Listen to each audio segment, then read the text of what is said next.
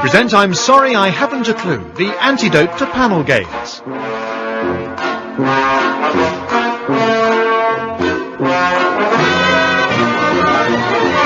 At the piano is Colin Sell and your chairman is Humphrey Lyttelton.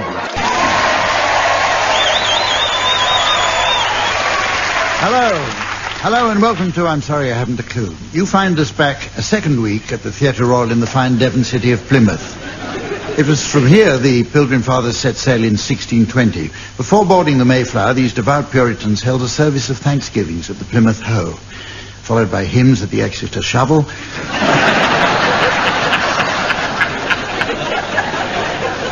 and prayers for the Torquay rotary mower. Their crossing was eventful and even saw the birth of a baby to Master and Mistress Hopkins. Inspired by the vast expanse of the Atlantic, they named Ernest Freedom Hopkins. By coincidence, exactly the same thing happened during a commemorative voyage in 1987, and what joy there was among the christening of Oil Slick Condom John. Okay, let's go on and meet the teams, but just pause to think. 4 bright-eyed, sharp young comedians, each one of them bursting with original ideas. That's what this show could have done with, but no. On my right, Tony Hawks and Tim Brooke-Taylor. And on my left, Barry Cryer and Graeme Garden. And scoring here on the desk next to me, a warm welcome, please, for my lovely assistant, the delightful Samantha.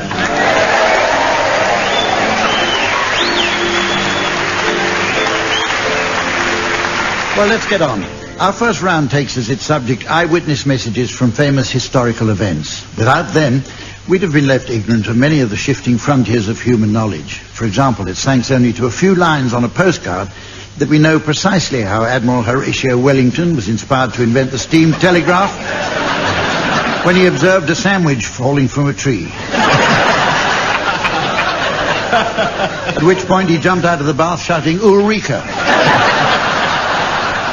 So, teams, I'd like you please to suggest what postcards or other short messages might have been sent from various locations throughout the course of world history. And Barry, will you start, please? Neville Chamberlain from Munich to Mrs. Chamberlain.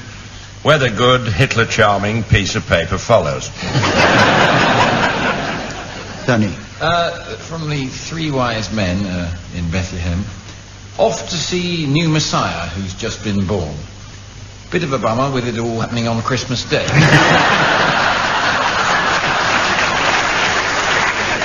Graeme. There's a postcard here from Pompeii, which reads, "Vesuvius erupted last night. We were all petrified." Tim. I got one here from Paul, or it's slightly illegible. It might be Saul from Damascus, and addressed to some friends in Corinth. It reads, "Having a blinding time, long letter to follow." Jane Austen to her mother.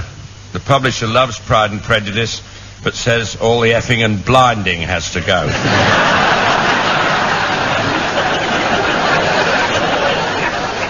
There's a rare one here from Florence Nightingale from the Crimea. "Dear matron, all a terrible mistake. In my letter I said I wanted to go to the cinema."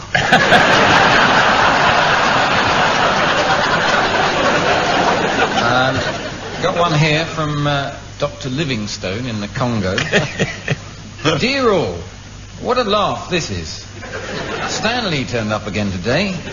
This time I hid behind the mud hut."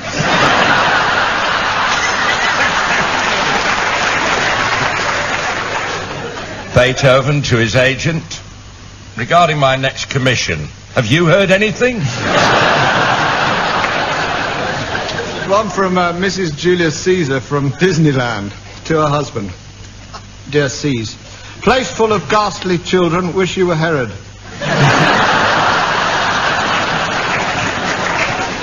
Here's one from Kipling in India. "Weather exceedingly good. Beaches exceedingly good. Nightlife exceedingly good. Cake crap." I've found one here from Hannibal, from the Alps. "This is the last time I charter a jumbo from Virgin."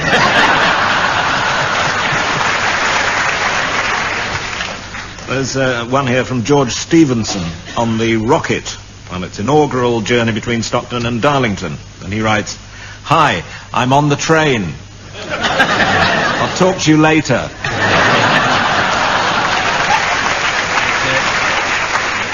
Well, we have a musical game next called Pick-Up Song, where the teams sing along to a well-known record.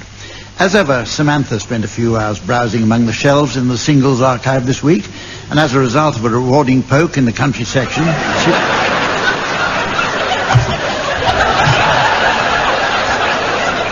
she was thrilled to discover a mint-condition 7-inch boxcar Willie.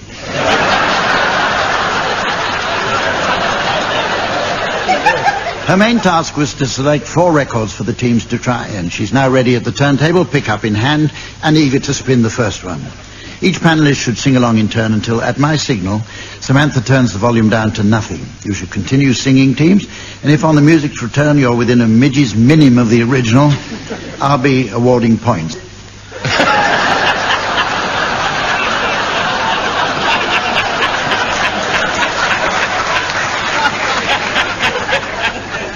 I've just got 1,200 people making absolute prats of themselves. Very intoxicating feeling. Tonight Plymouth, tomorrow the world. This week's prize is certain to wipe out even the most uncomfortable of embarrassing personal ailments. It's this Preparation H bomb. Barry, we'll start with you. Would you please accompany Andy Williams singing Music to Watch Girls By? They solemnly convene to make this scene, which is the name of the game. Watch a guy, watch a dame on any street in town. Up and down, and over and across, romance's boss. Guys talk, girl talk, it happens everywhere. Eyes watch, girls walk, what can you mean, with tender loving care. Is keeping track of the fact.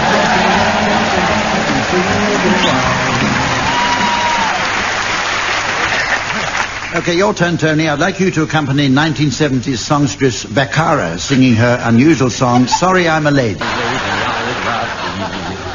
Rather be just a little shady, nothing dynamite. Sorry I'm a lady.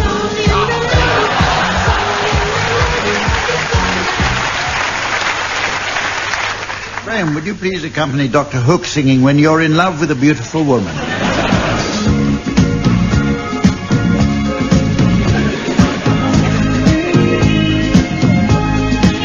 When you're in love with a beautiful woman, it's hard. Watch it. When you're in love with a beautiful woman, you know it's hard. Everybody wants her, everybody loves her, everybody wants to take your baby home. When you're in love with a beautiful woman, well, you want your friends, When you're in love with a beautiful woman, it never ends. You know that it's crazy, you want to trust her, then somebody And finally, Tim, would you please accompany the Manchester Children's Choir with their uplifting version of Nymphs and Shepherds?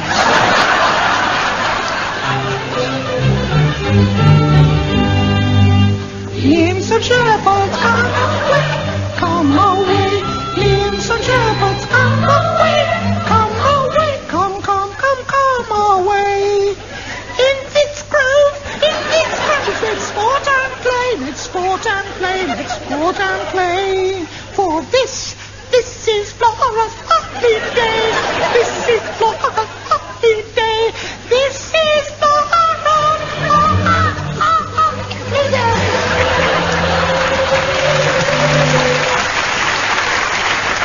It's now time for a round of Euro Scrabble. As we move ever closer to European unity, many British games have been adapted to suit our new partners. In Madrid, they're playing Spanish Cluedo, the winner being the first to guess whether it was Colonel Mustard in the drawing room with the candlestick or General Pinochet in the basement with the cattle prod. And for Brussels, Shove Halfpenny is revived as Shove Euro, a simple pleasure involving telling them where to put their new currency. Okay, teams, you have your Euro Scrabble boards in front of you. Who'd like to start? Tim. I've got, M, E, R, D, E. That's a French word for Radio 4 lunchtime quizzes. I don't think you'll allow this. I've got hors d'oeuvre. It's not one word, is it? Hors d'oeuvre. Women who hang around diesel pumps.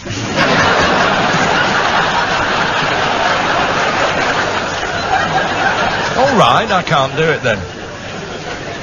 It's me, my go. I can use, interestingly, I can use the E from mad, which I'm pleased about. And I can just add CU, and I've got ECU. But I've got an F as well.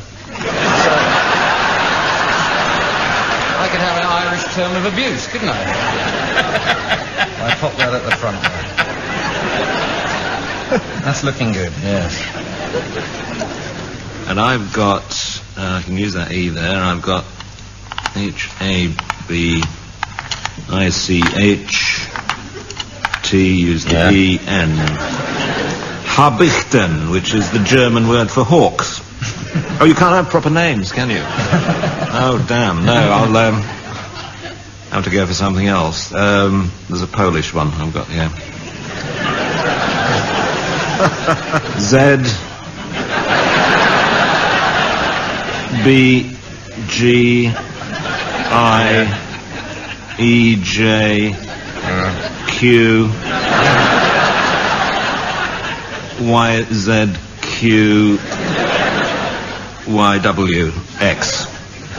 I can't read the bottom line. No.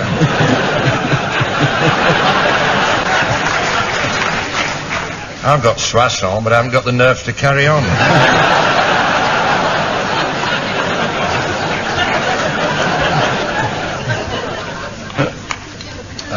What have I got here? I've got Olé, obviously, which is what they say in Spain for bullfights. They would say it in France, but that means with milk.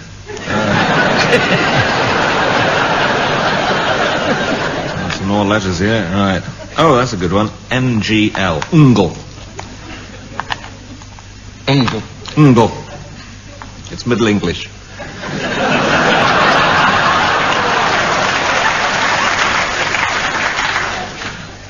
I got risk A. That's what you take before you take risk B.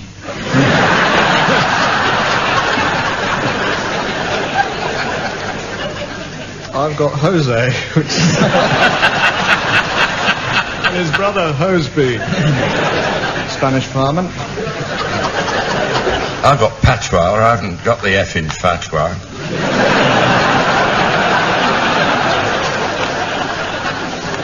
I got toupee. That's when a couple get refused free entry.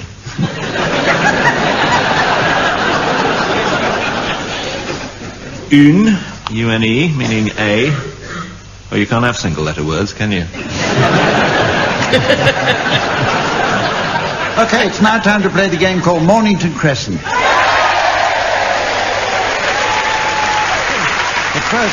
first I have to announce the result of our Mornington Crescent audience response survey. We asked 20,000 listeners, how would you rate your level of Mornington Crescent satisfaction? Excellent, good, or merely well above average? And the reply we got back came from a Mrs. Trellis of North Wales, who I see has ticked the box marked neither good nor bad, and also the box is marked poor, very poor, really extremely poor, words begin to escape me as to quite how poor, and butter-clenchingly piss poor.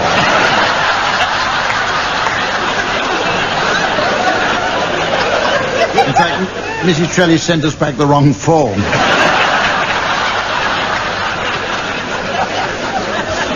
And if there's anyone listening at Virgin Rail wondering where it got to...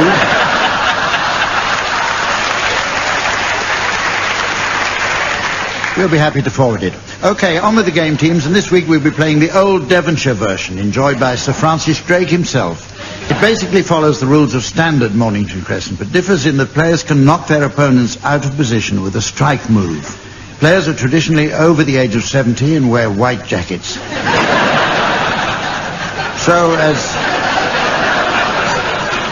as Samantha undoes the straps at the back... to free your arms, teams, I'd like you to start, please. Tim. Archway. Cleveland Street. No. There's no contact. No, I don't know. She's either being very stupid or very clever. No. I think on balance, very stupid. I'm very surprised that that's been allowed through. Chalfont and Latimer. Oh. That's very good. That's good. I think that's knocked him out of position. Yeah, not that far out. No, you can get back in. We'll get him through Baron's Court. Go on. Baron's Court. See? Good. You're good. I think it's best if I try and block him now. Surrey Keys. Very canny. I go back out. Chesham. Yeah. Back out there. Yeah. Always put a backstop. The only thing to do with Chesham then is to... I don't know, can I have Richmond Old Deer Park? I think some of the old dears would object. I'll just have Richmond. Okay. I can have that. Can you do that in standard? Can you do what?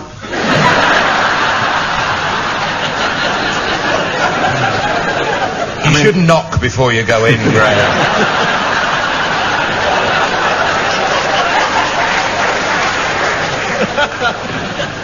Oh, What was your question? No question now, because I've got it. Morden. Oh. What? Good. Oh, right. It does hurt me there. Think of light there. I think I'll put it down the right and you can come on the left. Okay, Patterson Road. Mornington Crescent.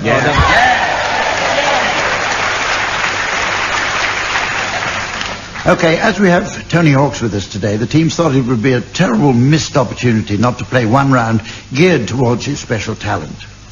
And they were right, it was. So we carry on with a look at the folklore.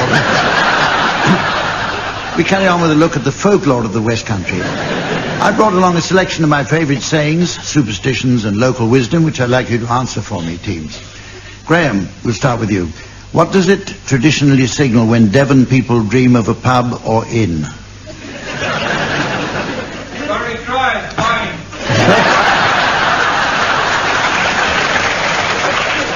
That's my nightmare. Does it mean when people in Devon dream of a pub? It means they're asleep.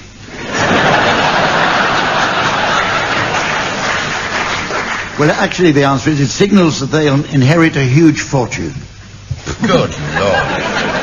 Barry, complete the following Cornish saying. Promises are like pie crusts. Except they're not on top of pies. The answer is made to be broken, obviously. Right, Tony, according to a Devon custom, how might a man find a girlfriend with the use of a snail? I don't know, but if it works, I'll be well pissed off. I just spent 30 grand on a Porsche.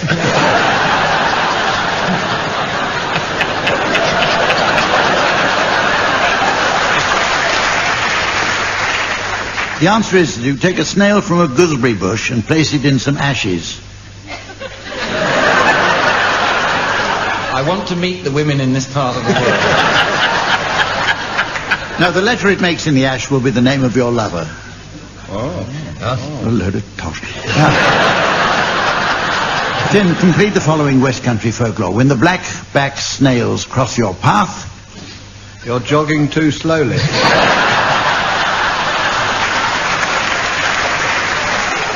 Well, the answer is the darkening clouds much moisture hath. Graeme again, complete the following rhyme, recited by Devon girls in front of a bowl of water. I'll tell you, I can't get out of this county quickly.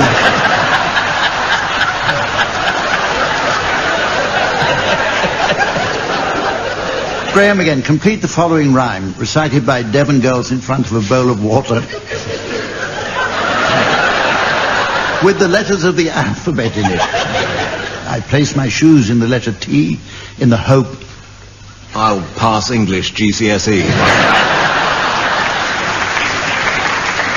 But it's really my true love I shall see. Barry, traditionally, why do Cornish folk put money outdoors on the windowsill on the 31st of December? Oh, that started in Lou. It used to be called Lou's Change.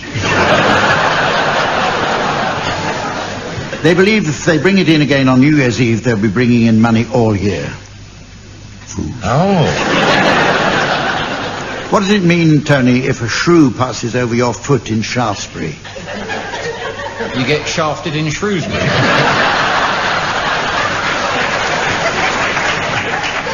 I'm afraid the answer is you'll walk with a limp for the rest of your life.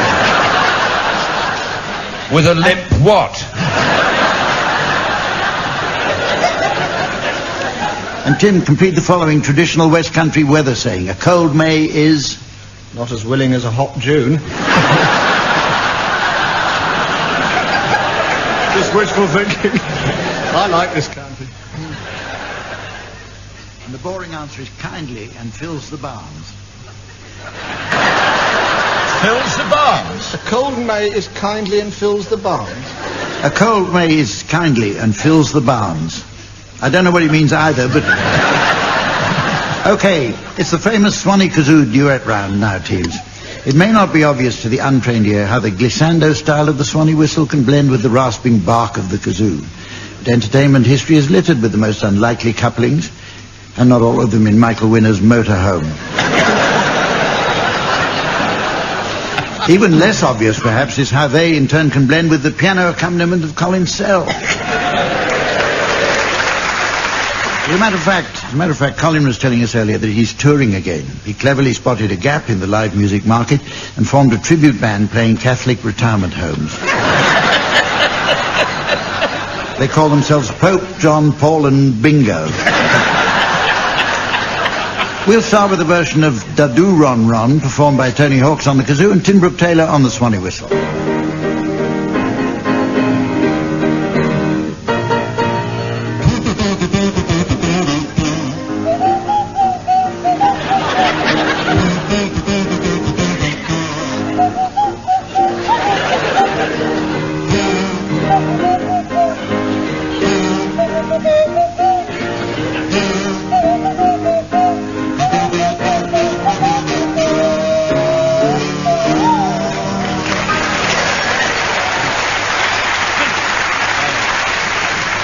Okay, let's now have a version of Chanson d'Amour featuring Barry Cryer on the kazoo and Graeme Garden on the Swanee whistle.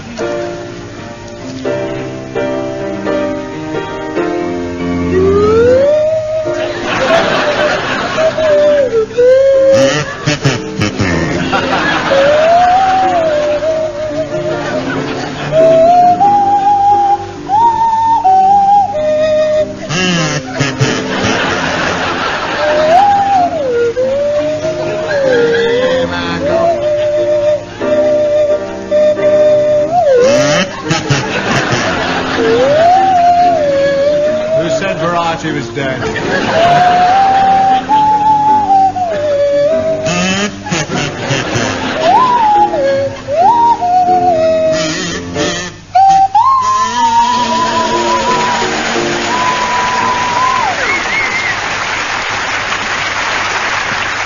Well, we're fast approaching the end of the show, but it's just time for the teams to announce the late arrivals at the radio ball. All the way from Scotland, please. Will you welcome Mr. and Mrs. Yours and their rather overstretched son, Ewan Yours. Mr. and Mrs. Do Woman's Hour and their diminutive son, Weekend Do Woman's Hour. And very welcome, please, Mr. and Mrs. Ning Figures. And their acrobatic daughter, Tumbling Liz Ning Figures. Mr. and Mrs. Thawik and their Russian son, Pikov.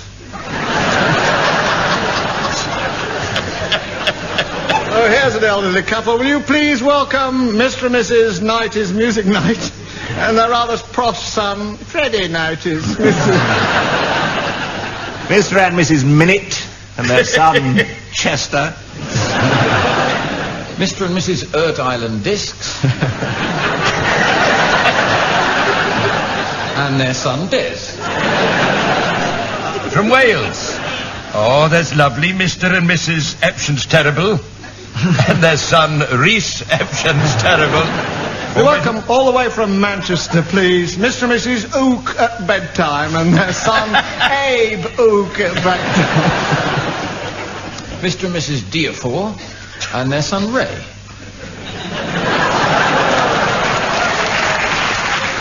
And will you welcome, please, Mr. and Mrs. Bennett? When will they stop mucking about with the schedules?